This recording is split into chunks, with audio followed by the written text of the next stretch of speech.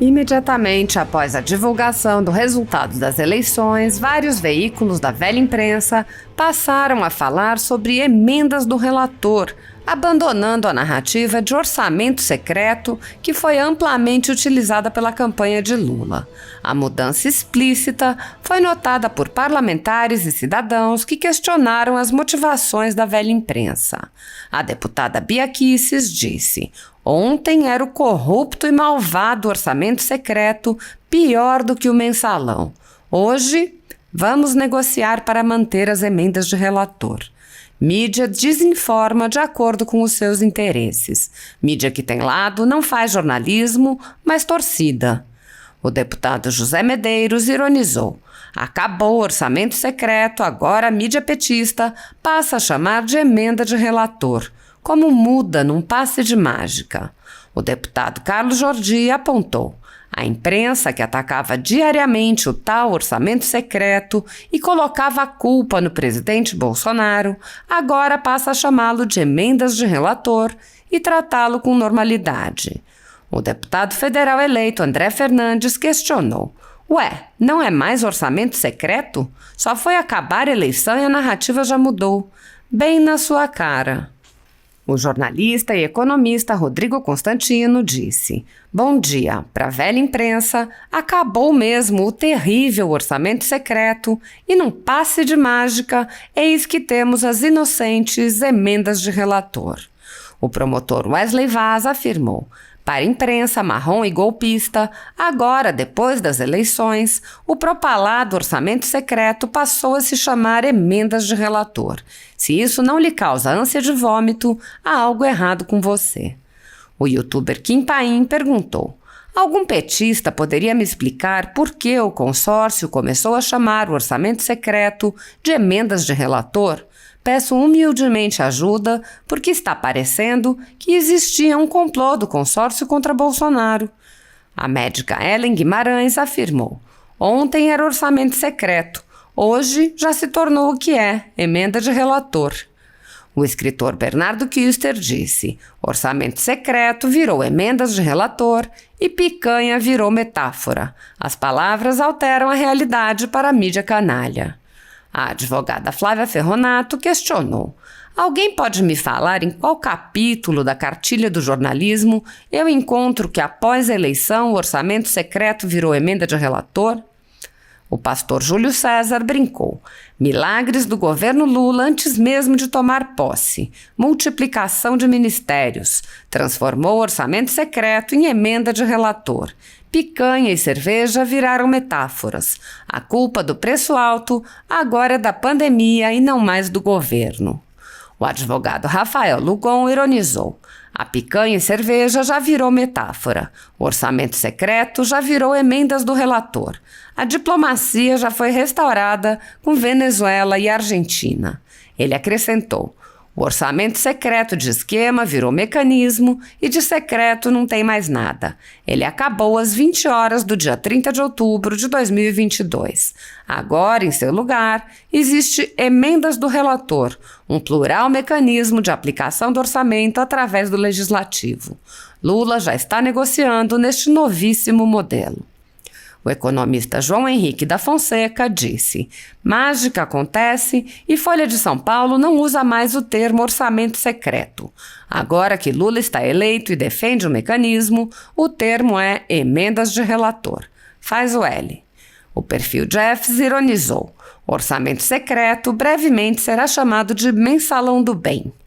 O investidor Leandro Russell compartilhou matéria com a manchete: "Pacheco defende acordo entre poderes para manter as emendas de relator criticadas por Lula" e disse: "Agora não é mais orçamento secreto." O internauta Vinícius Carrion apontou: "A eleição do Lula já realizou o primeiro milagre na imprensa. A emenda do relator voltou a se chamar emenda do relator e não mais orçamento secreto." Entenderam por que a confiança na imprensa é de apenas 48% no Brasil? Este número é da Reuters. É isso, a imprensa não é confiável. Há 10 anos, a Folha Política atua noticiando fatos, discursos, argumentos e denúncias que são obliteradas pela velha imprensa.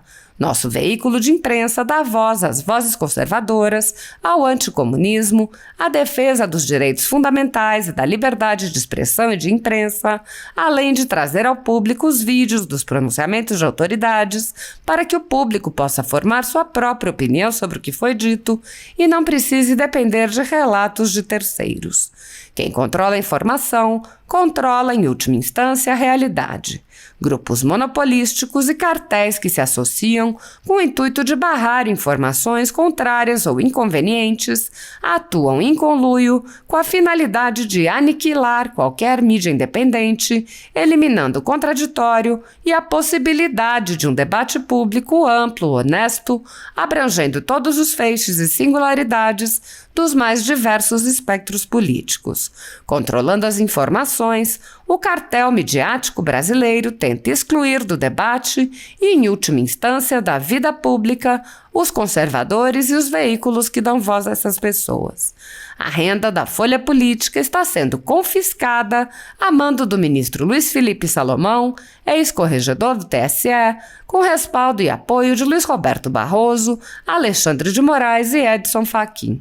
A decisão confisca, de forma indiscriminada, todas as receitas advindas do YouTube, indicando claramente que a intenção não é a de excluir conteúdos específicos, mas sim de calar o canal e eliminar a empresa. Há mais de 16 meses, toda a nossa renda é retida sem qualquer justificativa jurídica. O atual corregedor, Benedito Gonçalves, impôs novas restrições ao canal, a pedido da coligação de esquerda que disputou a eleição. Se você apoia o trabalho da Folha Política e pode ajudar a evitar que o jornal seja fechado, doe por meio do Pix, cujo QR Code está visível na tela, ou por meio do código ajude@folhapolitica.org. Caso não utilize Pix, há a opção de transferência bancária para a conta da empresa Raposo Fernandes, disponível na descrição deste vídeo e no comentário fixado no topo. Há 10 anos, a Folha Política vem mostrando a realidade da política brasileira e quebrando barreiras do monopólio da informação. Com a sua ajuda, poderá se manter firme e continuar a exercer o seu trabalho. Pix ajude@folhapolitica.org. Assista. Como eu sou advogada, estou muito à vontade, não tenho nenhuma vinculação com coisa alguma. A vinculação é comigo mesmo, como cidadã. Então eu estou muito à vontade para falar e dizer o seguinte. A corrupção nunca foi prioridade e agora eu acho que é obrigatório não ser prioridade. Piorou. Agora é obrigatório, porque sempre se inventa uma tese jurídica para que isso seja postergado. E por que isso? A corrupção nunca foi prioridade e hoje ela é uma necessidade, ou seja, obrigatório não haver prioridade na corrupção. Por que isto acontece? Porque ninguém vai questionar a corrupção no Supremo ou na terceira instância de João, José e desse pessoal miúdo. Porque esta corrupção é uma corrupção que fica no juiz de primeiro grau, no juiz de segundo grau. Quem sobe e vai para o tribunal, para os tribunais superiores, é quem tem bons advogados. E geralmente são pessoas bem nascidas, são pessoas que têm grande importância na sociedade. E estas pessoas, ainda no Brasil, são protegidas pelo Poder Judiciário, né? Porque os seus advogados são pessoas que têm trânsito dentro do Poder Judiciário. São pessoas... E o que eu estou dizendo aqui, e que pode parecer um escândalo, que pode ser um absurdo, todo mundo aqui sabe. Todo mundo sabe que ninguém é inocente. Para não ver, até o cego sabe. Porque vê as coisas, né? Então, é essa a minha posição. O ovo da serpente. Olha, essa questão das emendas parlamentares, que inclusive é constitucional, está na Constituição. No outro dia eu fiz uma entrevista e era uma era um programa do pessoal de esquerda que disse assim, a senhora está condenando, mas a senhora sabe que isso é constitucional. Eu disse, é constitucional. Eu não estou dizendo que não haja o orçamento secreto. Não há o orçamento secreto. Agora, os órgãos de controle do Estado têm de ter a fiscalização. Porque o Brasil tem uma rede de órgãos de controle do dinheiro estatal muito bom, muito bom. Se nós formos verificar quais são esses órgãos, e todos estão ligados ao ENCA, que foi uma coisa fantástica, porque todos eles agora trabalham em conjunto, foi uma coisa maravilhosa, que veio com a lei de lavagem de dinheiro, né? Então, esses órgãos poderiam fiscalizar muito bem, mas não é fiscalizado, né? Não há fiscalização. É aí que está o problema. Aí é que está o problema. O que dizer do orçamento secreto? Eu não faço distinção entre emenda orçamentária e orçamento secreto, porque para mim é a mesma coisa. Para mim é a mesma coisa. Então, agora mudou de nome. Mas, na realidade, é emenda parlamentar, do mesmo jeito, né? O Supremo Tribunal Federal não julga os parlamentares. Nós todos sabemos por que não julga. Eu tenho vocês aqui na mão. Pronto. Não são vocês que poderiam nos condenar? Não são vocês que poderiam nos impeachar?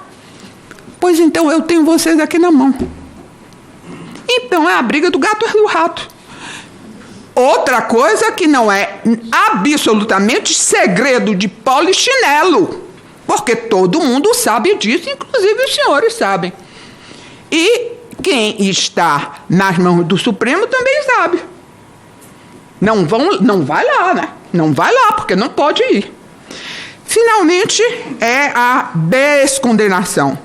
Olha, se eu fosse jurista, que um dia eu pensei até que eu ia dizer aos senhores o seguinte, eu ia ensinar aqui aos meninos que ainda estão aí, que eu sei que tem alunos, dizendo o seguinte, a competência pode ser a competência em razão do lugar, competência do foro, e em razão da matéria, a matéria que está sendo julgada. Então, por exemplo, a Justiça Comum não pode julgar um tribunal, uma ação de justiça eleitoral. Essa é uma competência material, que é absoluta, ou seja, se julgar o processo está todo nulo.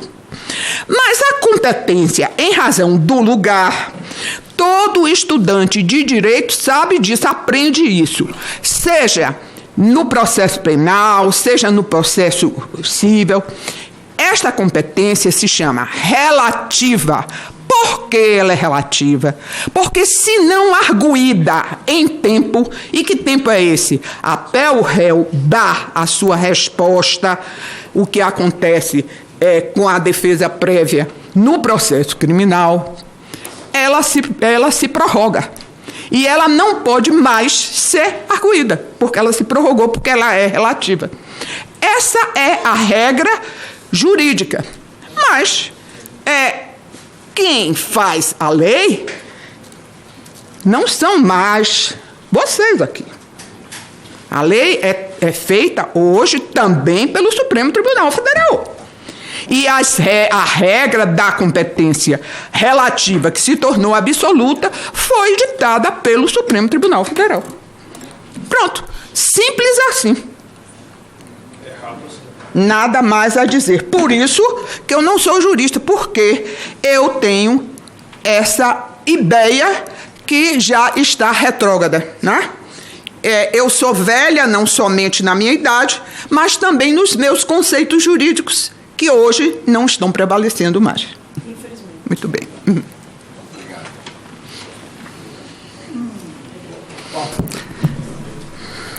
Primeiro, quero parabenizar